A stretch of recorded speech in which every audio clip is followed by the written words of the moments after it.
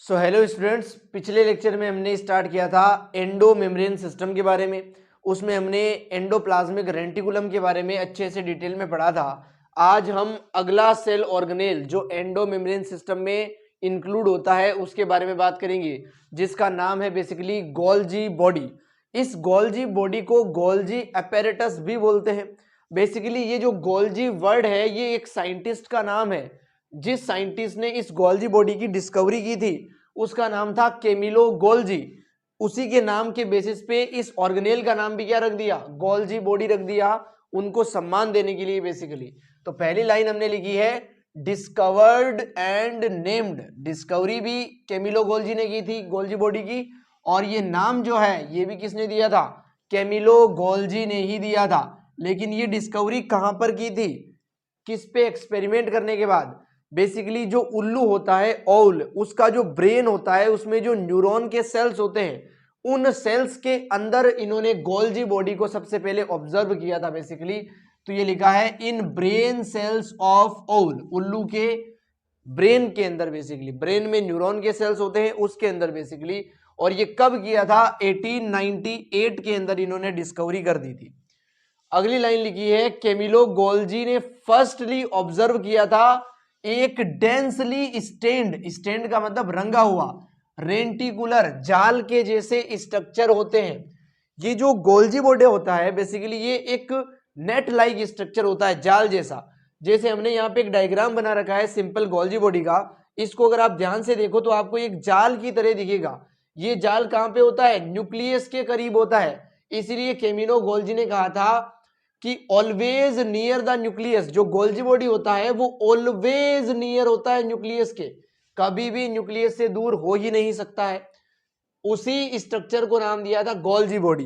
Basically Camillo Golgi ने देखा था एक रंगीन स्ट्रक्चर होता है न्यूक्लियस के करीब, जाल के जैसा होता है रेंटिकुलर, उसी को गोल्जी बॉडी नाम दे दिया था इन्होंने। बेसिकली कुछ इस प्रकार से डिस्कवरी हुई थी इसकी, सिंपल 2 लाइनों में समझा हमने। आगे लिखा गया है कि ये जो गोल्जी बॉडी होती है ये एब्सेंट होती है मेच्योर मेमेलियन आरबीसी के अंदर।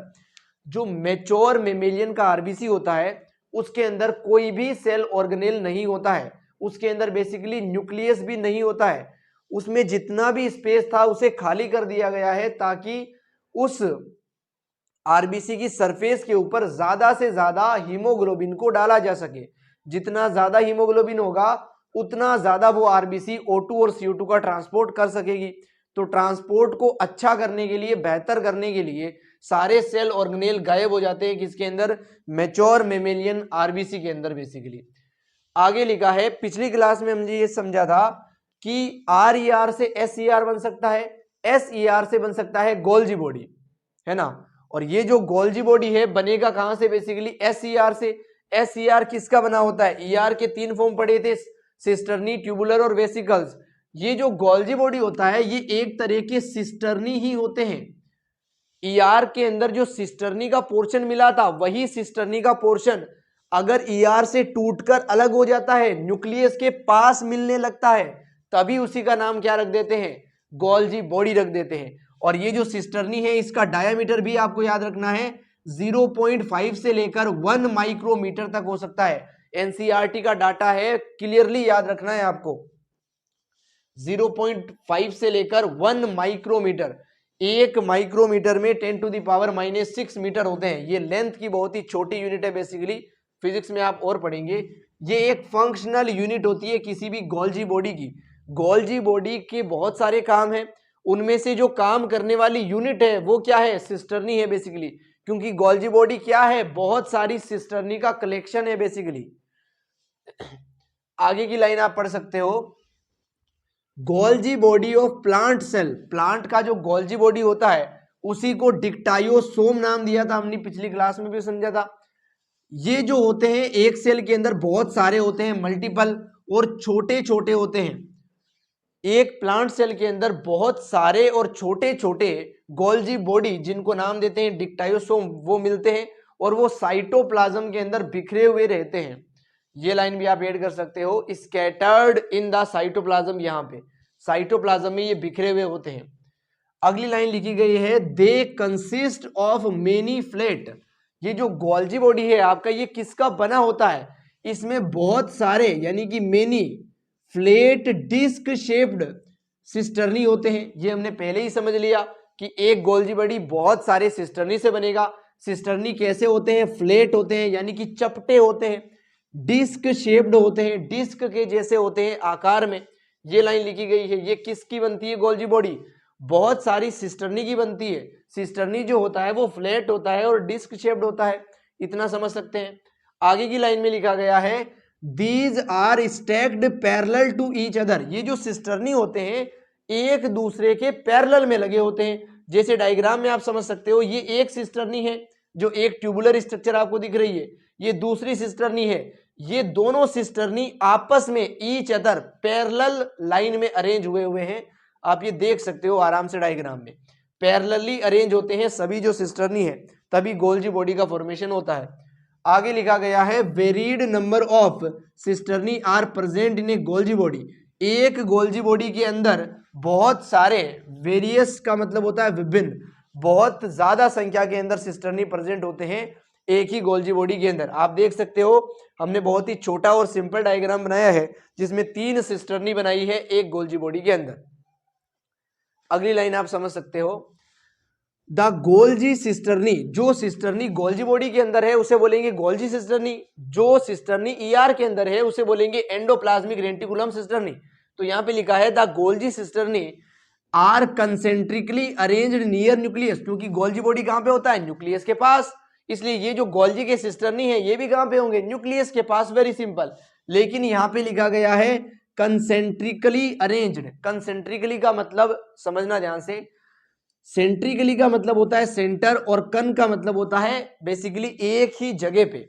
इन सभी सिस्टर्नियों के जो सेंटर होंगे, अगर मैं इस सिस्टर्नी को एक सर्कल का पार्ट इमेजिन करूं, एक लाइन की तरह इमेजिन करूं, अगर इस लाइन को पूरा सर्कल बनाया जाए कुछ ऐसे, तो इसका सेंटर कहां होगा? ऑलमोस्ट यहां। आप समझ सकते हो इस सर्कल का सेंटर कहां होगा? ऑलमोस्ट यहां। और इस अगली सिस्टर्नी का जब आप सर्कल बनाओगे उसका भी सेंटर कहां आएगा? ऑलमोस्ट यहां। और उससे अगली का जब आप सर्कल बनाओगे तो उसका भी सेंटर कहां आएगा? ऑलमोस्ट यहां। इसका मतलब कोसेंट्रिक का मतलब है जितनी भी सिस्टर्नी प्रेजेंट है एक गोल्जी बॉडी में, उन सभी सिस्टर्नी को अगर आप सर्कल बनाओ, उन सिस्टर्नी के ऊपर सर्कल की तरह मेजर करो, तो उन सभी सर्कल्स के जो सेंटर होंगे वो एक ही पॉइंट पे होंगे, यानी कि कोसेंट्रिकली अरेंज है। उनके सेंटर क्या है? समान है, एक ही पॉइंट पर है।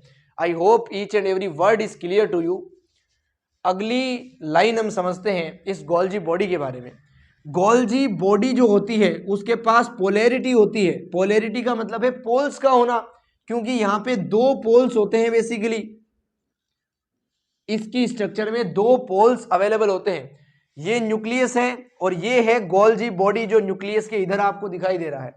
इसके अंदर सिस्टर्नी का अरेंजमेंट आप देख रहे हो कि सिस्टर्नी इस मार्कर की तरह सीधी नहीं है, वो इस डायरेक्शन में बेंड है।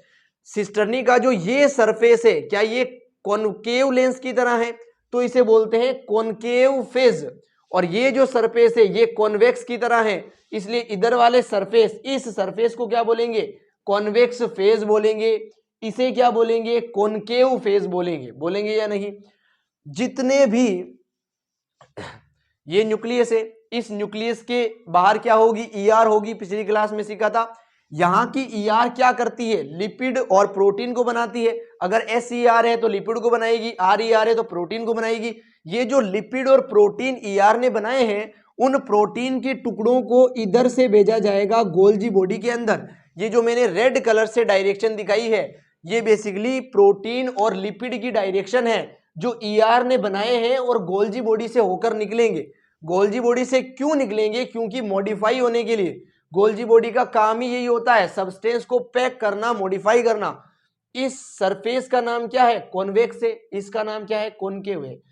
यहां से पार्टिकल एंटर होते हैं गोल्जी बॉडी के अंदर, यानी कि फॉर्म होना स्टार्ट होते हैं, मॉडिफाई होना स्टार्ट होते हैं, इसलिए इसको बोलते हैं फॉर्मिंग फेज। जैसे कॉन्वेक्स फेज बोला था, उसी का दूसरा नाम क्या है? फॉर्मिंग फेज भी है। और ये पार्टिकल इधर आते आते पूरी तरह मैच्योर हो जाते हैं, पूरी तरह विकसित होकर बन जाते हैं, मॉडिफाई हो जाते हैं, तो इस फेज का नाम क्या है? मैच्योरिंग फेज नाम है। I hope it is clear. इसका एक और नाम होता है सिस फेज, इसका एक और नाम होता है ट्रांस फेज। तो ये गोल्जी बॉडी के दो पोल्स है जिनको दो फेज भी आप बोल सकते हो। दोनों फेजों के तीन तीन वर्ड मैंने आपको बताए हैं, कॉनकेव, कॉन्वेक्स, मैच्योरिंग, फॉर्मिंग और ट्रांस और सिस। ये आपको पता होना चाहिए। किसी भी गोल्जी बॉडी का जो फॉर्मिंग फेज होता है वो हमेशा ही न्यूक्लियस की तरफ होता है। क्यों होता है? क्योंकि न्यूक्लियस से जुड़ा होता है ईआर, और ईआर बनाएगा प्रोटीन और लिपिड। वो प्रोटीन और लिपिड जिस डायरेक्शन से गोल्जी बॉडी में एंटर करेंगे उसी डायरेक्शन वाले फेज का नाम क्या है? फॉर्मिंग फेज है, उसी का नाम है सिस फेज। इसीलिए ये फेज हमेशा किसकी तरफ होगा? न्यूक्लियस की तरफ होगा, क्योंकि न्यूक्लियस से ही तो रॉ मटेरियल आ रहा है, जिस रॉ मटेरियल को गोल्जी बॉडी क्या करेगा? पैक करेगा, मॉडिफाई करेगा। यही गोल्जी बॉडी का फंक्शन होता है, इन लिपिड और प्रोटीन को मॉडिफाई करना, पैक करना बेसिकली। अगली लाइन आप समझ सकते हो गोल्जी बॉडी के बारे में। हालांकि गोल्जी बॉडी के फंक्शन हम अलग से लिखेंगे, डिटेल में सीखेंगे सब कुछ, फिर भी ये ऐसा क्यों होता है, इसका फेज न्यूक्लियस की तरफ क्यों होता है, इसको समझाने के लिए मैंने फंक्शन थोड़ा सा बता दिया आपको बस। The cis and trans phases of Golgi body entirely different. ये जो दो फेज आपको दिख रहे हैं ये बहुत दूर दूर होंगे, क्योंकि बीच में इतनी सारी सिस्टरनी आ चुकी है। अगर बहुत दूर दूर होंगे तो ये बिल्कुल ही डिफरेंट होंगे एक दूसरे से, लेकिन इन दोनों के जो काम है वो आपस में क्या है? जुड़े हुए हैं। इसीलिए इनको बोला जाता है कि ये इंटरकनेक्टेड है। ये जैसा काम करेगा उसके अकॉर्डिंग ही ये वाला फेज काम करेगा, क्योंकि इन मॉलिक्यूल्स पे लिपिड और प्रोटीन के जो मॉलिक्यूल्स ईआर से बन के आ रहे हैं उन पे पहले काम कौन करेगा? Forming phase. बाद में कौन करेगा? Maturing phase. इसका मतलब इन दोनों फेजेस के जो काम है वो क्या है? इंटरकनेक्टेड है, लिंक्ड है। यही लाइन लिखी गई है, बट इंटरकनेक्टेड। एक्चुअली में इनके फंक्शंस जो है वो इंटरकनेक्टेड होते हैं, ये स्ट्रक्चर क्या होती है? इंटायरली डिफरेंट होती है। अगली लाइन आप समझ सकते हो, near the Golgi body, Golgi body के पास no cell organelles were found except ER. Golgi body के पास ईआर के अलावा कोई भी सेल ऑर्गेनेल नहीं मिलता है। न्यूक्लियस के बाहर क्या होगी? ईआर होगी, ईआर के आगे क्या होगी? गोल्जी बॉडी होगी, और इस गोल्जी बॉडी के आसपास कोई भी सेल ऑर्गेनेल नहीं मिलता है एक्सेप्ट ईआर। ईआर मिल सकता है, इसके अलावा कोई भी सेल ऑर्गेनेल नहीं मिलता है। इस एरिया को बोलते हैं जोन ऑफ एक्सक्लूजन। ये एक्सक्लूजन का जोन है जो गोल्जी बॉडी के अंदर अंतर्गत आता है। बेसिकली गोल्जी बॉडी जिस एरिया में प्रेजेंट है, सेल के जिस एरिया में, उसी एरिया का नाम क्या होता है? जोन ऑफ एक्सक्लूजन होता है। इसके अंदर गोल्जी बॉडी और ईआर के अलावा दूसरा कोई भी सेल ऑर्गेनेल प्रेजेंट नहीं होता है। तो मैं उम्मीद करता हूं each and every word is clear to you. Please note this, then we further move on. So चलिए स्टूडेंट्स आगे बढ़ते हैं और समझते हैं functions of Golgi body. Golgi body क्या काम करती है वो मैंने आपके सामने लिख रखे हैं, एक एक करके आपको समझाते हैं। गोल्जी बॉडी के सबसे पहला काम होता है पैकेजिंग करना किसी भी सब्सटेंस को, और उस सब्सटेंस को सिक्रीट करना। पैक करने का मतलब क्या है? गोल्जी बॉडी बेसिकली करती क्या है, अगर मैं आपको समझा दूं यहाँ पे, तो जो ईआर से आ रहा है प्रोटीन, ईआर प्रोटीन बनाती है जिसे आरईआर बोलते हैं। जो ईआर से आ रहा है लिपिड, एसईआर लिपिड बनाती है। ये दोनों सब्सटेंस कहां से आ रहे हैं? ईआर से आ रहे हैं। ये आते हैं गोल्जी बॉडी के पास। गोल्जी बॉडी इनके अंदर जोड़ती है बेसिकली कार्ब्स, कार्बोहाइड्रेट जिसे बोलते हैं, कार्ब्स को ऐड करती है गोल्जी बॉडी इन सब्सटेंस के अंदर।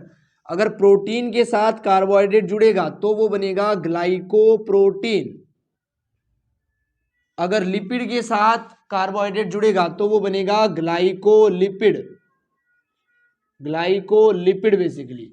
तो गोल्जी बॉडी ने क्या किया है, जो प्रोटीन और लिपिड ईआर से आ रहे थे उन्हें ग्लाइकोप्रोटीन और ग्लाइकोलिपिड में बदल दिया है। ये काम करता कौन है? बेसिकली गोल्जी बॉडी करता है। ये जो कार्बोहाइड्रेट को ऐड करने का काम है ये गोल्जी बॉडी ही कर सकता है सेल के अंदर। गोल्जी बॉडी के अलावा कोई भी ऑर्गेनेल नहीं कर सकता। उसका रीजन ये है कि गोल्जी बॉडी के पास होता है ग्लाइकोसिल ट्रांसफरेज एंजाइम। ये जो ग्लाइकोसिल ट्रांसफरेज एंजाइम है ये केवल गोल्जी बॉडी में होता है, और ये क्या करता है? इस ग्लाइको मॉलिक्यूल को, जो कि बेसिकली एक कार्बोहाइड्रेट का मॉलिक्यूल है, इसे जोड़ देता है प्रोटीन के साथ और ग्लाइको मॉलिक्यूल को ही जोड़ देता है लिपिड के साथ, जिससे ग्लाइको प्रोटीन और ग्लाइको लिपिड बन जाते हैं। इस बनने की प्रोसेस को बोलते हैं ग्लाइकोसिलेशन। ग्लाइकोसाइलेशन जो प्रोसेस है वो ग्लाइकोसिल ट्रांसफरेज एंजाइम की सहायता से होती है और इस प्रोसेस के अंदर ग्लाइको प्रोटीन और ग्लाइको लिपिड का निर्माण होता है बेसिकली। तो आई होप इट इज क्लियर। उसके अलावा ये जो कार्ब्स गोल्जी बॉडी ने जोड़े हैं, इन कार्ब्स को गोल्जी बॉडी खुद बनाती है। तो दूसरा फंक्शन यहां पे लिखा है, कार्बोहाइड्रेट का सिंथेसिस कर सकती है गोल्जी बॉडी। उन कार्बोहाइड्रेट में पेक्टिन आता है, ओलिगोसैकेराइड आता है, हेमीसेलुलोज आता है। कुछ इस तरह के कार्बोहाइड्रेट को गोल्जी बॉडी बना सकती है। गोल्जी बॉडी जो है वो कभी भी ग्लूकोज को नहीं बना सकती है। गोल्जी बॉडी कभी भी स्टार्च को नहीं बना सकती है। इनको गोल्जी बॉडी कभी भी प्रोड्यूस नहीं कर सकती है, फॉर्म नहीं कर सकती है।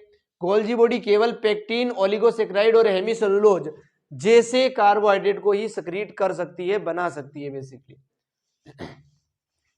अगला फंक्शन लिखा है ग्लाइकोलिपिड एंड ग्लाइकोप्रोटीन फॉर्मेशन। हमने पूरी प्रोसेस पढ़ ली है। प्रोसेस को क्या कहते हैं, एंजाइम कौन सा यूज होता है, क्या बनता है, किससे बनता है, ये दोनों कहां से आते हैं, ईआर से आते हैं, ये सब मैं आपको बता चुका हूं। तो ये लाइन भी क्लियर होगी आई थिंक। अगला लिखा गया है function cell plate formation during cell division. जब सेल डिवीजन होता है तो एक सेल से दो सेल बन जाते हैं। अब उनके बीच में जो सेल प्लेट का बनना है, सेल प्लेट कैसे बनती है, प्योर पेक्टिन से बनती है। जब सेल वॉल का फॉर्मेशन पढ़ाया था आपको, तभी मैंने बताया था सेल प्लेट के अंदर प्योर पेक्टिन होता है, जो कहां से आता है, गोल्जी बॉडी से। तो क्या गोल्जी बॉडी का ये भी फंक्शन होगा, प्योर पेक्टिन को बनाना। जो पेक्टिन कहां पे जाके लगेगा, इस सेल वॉल के अंदर, सेल प्लेट स्ट्रक्चर के अंदर जाके लग जाएगा बेसिकली। ये जो पेक्टिन है आप यहां भी देख सकते हो, गोल्जी बॉडी पेक्टिन बना सकती है, इसीलिए तो पेक्टिन बनाती है। I hope it is clear. उसके अलावा अगर सेल वॉल के अंदर पेक्टिन की कमी होती है समय समय पे, तो इस पेक्टिन को बना के भेजती रहती है गोल्जी बॉडी, उसी को बोलेंगे repairing of cell wall. Cell wall के अंदर पेक्टिन की कमी होती है, गोल्जी बॉडी पेक्टिन को भेजेगी। अगला लिखा है फॉर्म्स लाइसोसोम। लाइसोसोम कैसे बनते हैं, पिछली क्लास में हमने सीखा था कि ईआर से क्या बनता है, गोल्जी बॉडी। गोल्जी बॉडी से क्या बनता है, बेसिकली लाइसोसोम बनता है। ये सिखाई तो था पिछली क्लास में। लेकिन इस ईआर से भी कई बार लाइसोसोम बन जाता है। 90% केस में लाइसोसोम किससे बनता है, गोल्जी बॉडी से। केवल 10% केस में लाइसोसोम किससे बनता है, एसईआर या फिर ईआर से बनता है। तो यहाँ पे हमने लिखा है परसेंटेज भी, 90% केस में जो लाइसोसोम बनाता है वो कौन बनाता है, गोल्जी बॉडी बनाता है। इसलिए ये भी क्या है, गोल्जी बॉडी का फंक्शन है। अगला लिखा है forms cap of sperm. Sperm की जो स्ट्रक्चर होती है, अगर मैं थोड़ा सा एक्सप्लेन करूं आपके सामने, तो स्पम के अंदर ये होता है स्पम का हेड। इस हेड के ऊपर लगा होता है गोल्जी बॉडी बेसिकली। ये जो मैं आपको स्ट्रक्चर दिखा रहा हूं, ये है गोल्जी बॉडी ऑफ स्पम। इसी गोल्जी बॉडी ऑफ स्पम का नाम रखा जाता है एक्रोसोम। क्या रखा जाता है, एक्रोसोम। ये सबसे ऊपर है स्पम के अंदर, इसीलिए इसको कैप भी बोलते हैं। ये लिखा हुआ कैप ऑफ स्पम को कौन बनाता है, गोल्जी बॉडी बनाता है। उसी गोल्जी बॉडी का नाम क्या रखा गया है, एक्रोसोम रखा गया है। I hope it is also clear to you. अगली लाइन लिखी है yolk synthesis in eggs. Egg के अंदर जो योल्क होता है, येलो कलर का पोर्शन बेसिकली, उसका फॉर्मेशन कौन करता है, उस एग के अंदर जो गोल्जी बॉडी का ऑर्गेनेल था, वो ऑर्गेनेल क्या बनाता है, इस योल्क को बनाता है, जो कि सेंटर में आके जमा हो जाता है एग के, जो आपको दिखाई भी देता है। इस प्रोसेस को बोलते हैं वाइटेलोजेनेसिस। वाइटेलोजेनेसिस उस प्रोसेस को बोलते हैं जिसमें योल्क का सिंथेसिस होता है। करता कौन है, गोल्जी बॉडी। किसके अंदर, एग्स के अंदर। तो ये कुछ फंक्शंस है गोल्जी बॉडी के। मैं उम्मीद करता हूं आपको समझ में आए होंगे। Please note this, then we further move on.